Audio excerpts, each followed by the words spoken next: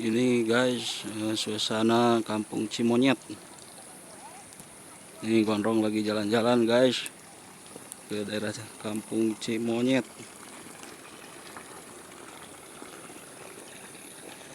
Enggak banyak ini penghuninya, mungkin ada beberapa suhunan guys.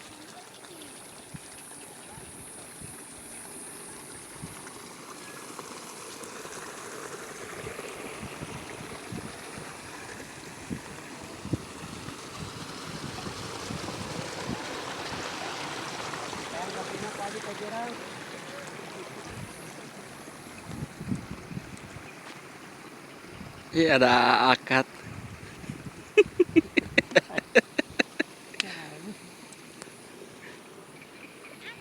Nah, sok patokan.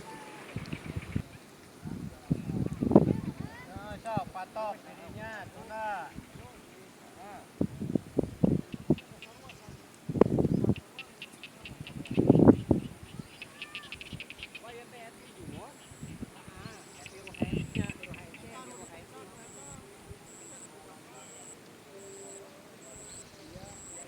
Ini suasana di sore hari guys.